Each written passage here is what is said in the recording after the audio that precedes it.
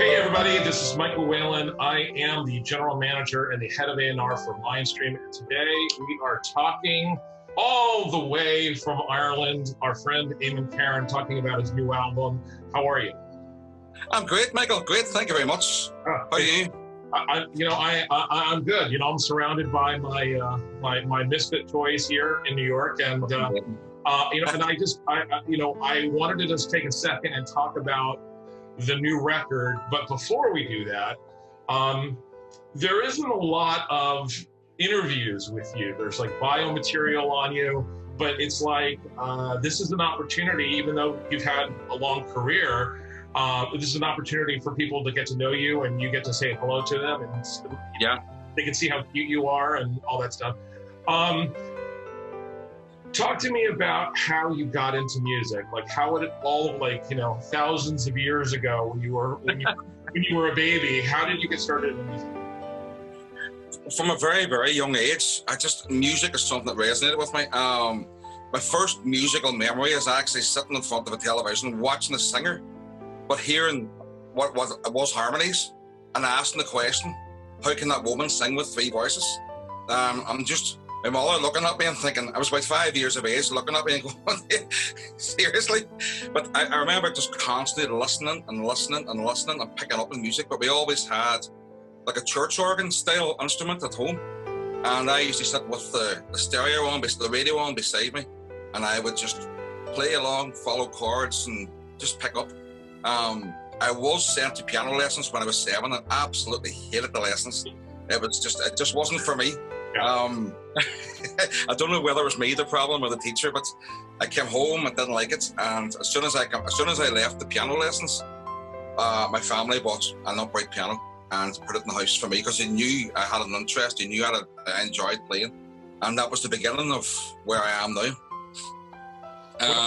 So do you think of yourself more as a pianist than like a composer? Definitely. It's what I enjoy more. I enjoy synths and I enjoy programming and layering up sounds and pads and textures.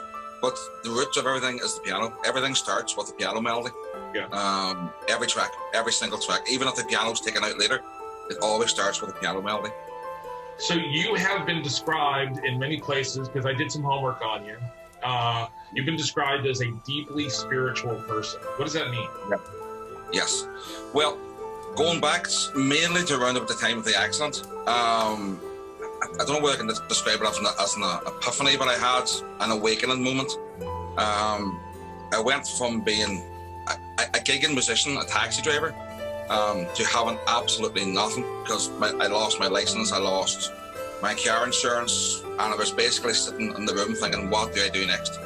And I had very odd experiences around that time, very odd, what I would call spiritual experiences of having connections and feelings and emotions of what I should do. And one of the big ones was I need to start composing. No matter what, I have these ideas that I had in 4-track from years and years and years ago. And I had so many. When I was taxiing, I used to sit humming melodies into my phone because I had ideas for songs, but nothing was ever recorded. So I just basically had this urge and push to record and produce the ideas that I had. But for me, it was a spiritual experience. It was very, very uplifting, very enjoyable. Even though I was in a time where there was a lot of stress and a lot of anxiety, I still felt like there was a great urge to go forward and use music as a means of healing for myself and others. It's great. I mean, so just to fill everybody in. So in 2011, you were in a car accident. You were hurt. Yes. Lost your taxi license, so you couldn't be a taxi driver anymore. Yeah. And so, and then from there, you're using music and creating music as a way of healing yourself. Yes, absolutely, yes. And as soon, I set up a very basic setup using the keyboards that I had at that time with a home computer. And the ideas literally started happening. Within about 3 months, I had somewhere in the region of 40 tracks of ideas and things were building up. And I had this mountain of melodies and tunes and I didn't know what to do with them. So everything just started happening at once, and I knew there was something there that had to be followed up, and I had to somehow get a contract or someone to get my music out there. It's great. So then you got signed to Real Music when? Yeah, in late 2012, early 2013. Yeah, I signed to Real Music, and it was a label that I was following for a couple of years before that, because a couple of the artists on there, I really enjoyed the music, and I got deeply into new age music around that time. So I was listening away, and Real Music constantly popped up all the time. And I was thinking, that label looks very good. I would love to get signed by them. But of course, for me, it was pie in the sky. I was working from my bedroom in Ireland. There was no chance of me getting signed. So I sent the music off, and the rest is history. I got a 5-album contract, which literally took me straight off my feet at the time. I couldn't believe it. Yeah. Incredible. But the thing that I love about your music is, I mean, it's too easy to say, oh, you know, Eamonn's from Ireland and, you know, he's going to give us a little Irish melody or whatever. It's like, if I didn't know anything about who you are, where you're from, it's like there's a timeless quality to it. I mean, you know, and there's something that's, I mean, it's gonna be music that people are gonna be listening to 50 years from now. There's not something about it that goes, ooh, it's 2020 or whatever. It's like there's something that's timeless about it. And you know, and you know, and you and I have been talking about your new album for months. What was the sort of the inspiration or the impetus behind this record? So, you know, because you and I, we went back and forth about the title. So, you know, we pulled out a little Yates, and here we've got a title. So, you know, he's a good Irishman. But tell me a little bit about what's the inspiration for this record. Well, for the 5th album, I decided I wanted to do something a little bit different from the previous 4 albums, and there was actually a comment someone made on a post where I put a post up asking ideas for the album, what would people like to do, and it was actually a lady who's partially sighted said she would like to feel what it's like to be in Ireland without actually being there, and that was like a light bulb moment for me. I thought, oh my God, that's fantastic.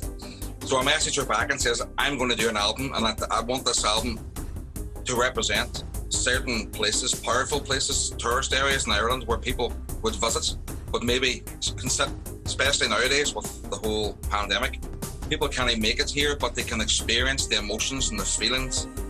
Put the headphones on, close your eyes, listen to the music, and almost picture what it's like to be in Glenveigh National Park, Carrauntoohil, you know, to be in Dublin, and to be able to do that little sort of short journey around Ireland within an hour through music. It's about creating images through the music. That was the whole idea, images of Ireland. It's a beautiful idea because, and the timing of it is extraordinary because you literally have the entire world sort of frozen in place right now.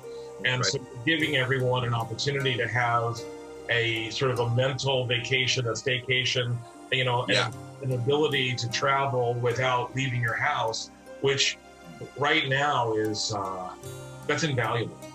That's you know, and you know, it's a beautiful record. And one of the things that I also really like about the record is that it doesn't have that stereotypical kind of like, you know, hi, we're in Ireland, and you know, when we're all, I mean, it's a very emotional record. It's like, you know, like there's like, you know, passion and pathos, and yeah, I mean, you have some sounds and some instruments, you know, that, you know, are definitely Irish sounding, whatever that means.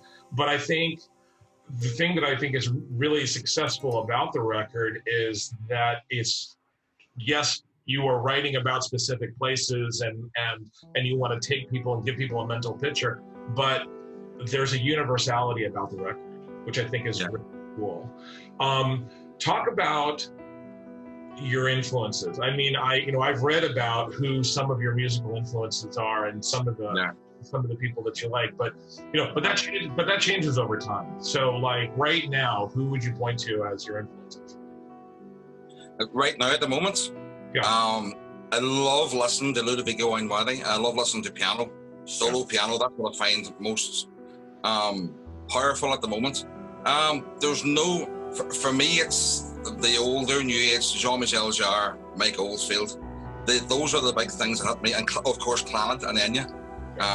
So it's intertwining digital electronic music and trying to intertwine that with a modern vibe along with Irish sounds, which isn't easy to do, but that was the whole idea behind this album.